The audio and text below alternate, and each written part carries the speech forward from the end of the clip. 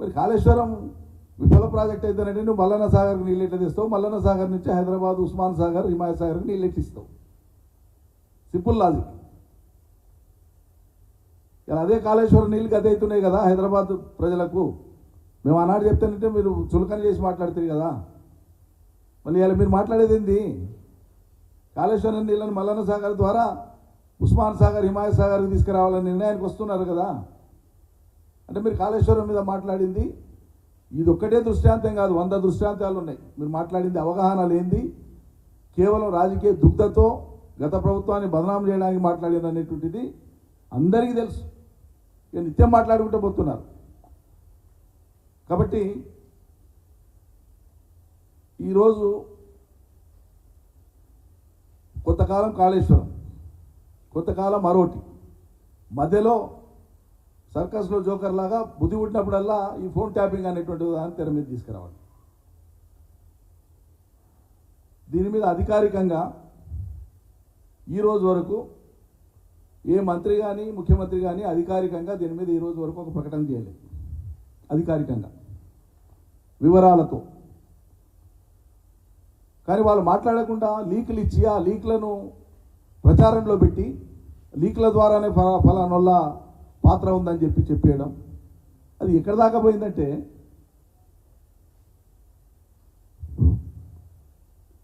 చట్ట పరిధిలో ఎప్పుడైనా సరే మనకు ఉండేటువంటి ప్రజాస్వామ్య ప్రభుత్వంలో, రాజ్యాంగబద్ధ ప్రభుత్వాలలో మనకుండే నేర స్మృతిలో విచారణ జరిగేటువంటి ప్రొసీజర్లో ఆయా నేరాలు ఏ చట్ట పరిధిలో వస్తే ఆ చట్ట పరిధిలో దానికి సంబంధించినటువంటి విచారణ ప్రొసీజర్ ఉంటుంది. అది ఆ వ్యవస్థలు చేయాల్సిన పని చేస్తాయి. నిజంగానే మెటీరియల్ ఉంటే దాని ప్రకారంగా చట్టపరంగా ఎవరేం చేయాలో చేసుకోవచ్చు. దానికి క్రైమ్ సిరీస్ లాగా లేకుంటే వెబ్ సిరీస్ లాగా దినామిత సీరియల్ ఇచ్చినట్లు లీకులు ఇచ్చి దీని మీద ఏదో పెద్ద సాధించిన ప్రజల అటెన్షన్ను డైవర్ట్ చేయడం తప్ప ఇది ఇంకోటి కాదు.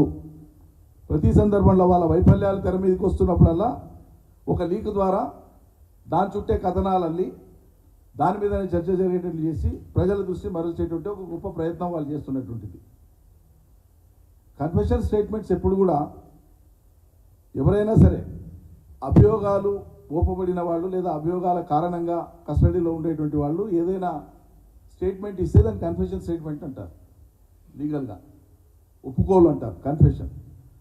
సాధారణ కన్ఫెషన్ ఏది కూడా చట్ట పరిధిలో అంగీకరింపబడదు. General confession, any confession statement, అది any confession made to a police officer or investigating officer is not admissible in evidence అనేటువంటిది జనరల్ ప్రిన్సిపల్. అది దానికి ఫాలోఅప్లో ఏముండాలంటే a confession must lead to a recovery of a new fact, a fresh fact.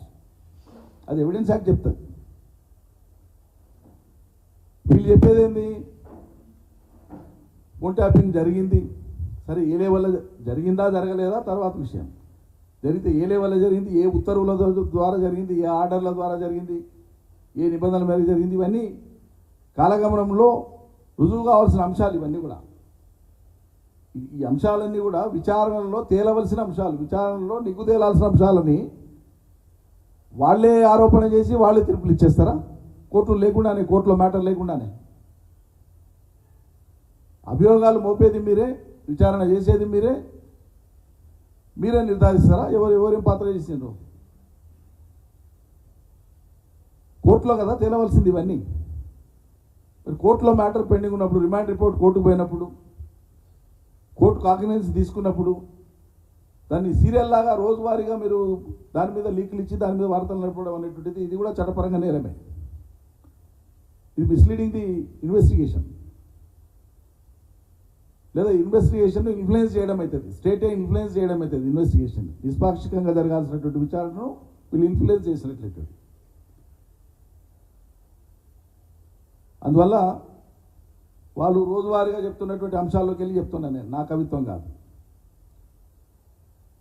దానికి ఉపయోగించినటువంటి operators కానీ, దాని equipment కానీ అవన్నీ కూడా ధ్వంసం చేసేసినారు, మూసిలో వేసేసినారు. ఇప్పుడు ఈదుకుంటా పోయి తీసుకొస్తారు మూసిలకి ముఖ్యమంత్రి మంత్రులు. మీరు చెప్పిన కథనం ప్రకారంగానే, మీరు ఇచ్చే లీకుల ప్రకారంగానే, వచ్చినటువంటి వార్తా కథనాల ప్రకారంగానే అవన్నీ నిజంగానే డిస్ట్రాక్ట్ అయ్యి ఉంటే మరి ఎవిడెన్స్ ఎక్కడి నుంచి కలెక్ట్ చేసినట్లు మీరు, దేంట్లోకి వెళ్ళి కలెక్ట్ చేసినట్లు మీరు?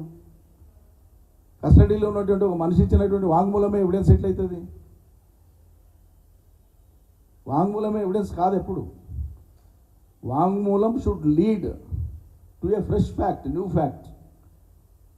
అప్పుడు మాత్రమే కోర్టులో ఎవిడెన్స్ అవుతుంది. ఇది తెలుసు, పోలీసులకు కూడా తెలుసు, కమిషనర్ శ్రీనివాస్ రెడ్డి గారికి కూడా తెలుసు, కింద ఉండే విచారణ చేసే వాళ్ళకి కూడా తెలుసు, తెలియదనేది కాదు. కాబట్టి దీన్ని ఎంతసేపటికి బీఆర్ఎస్ను, కేసీఆర్ను, బీఆర్ఎస్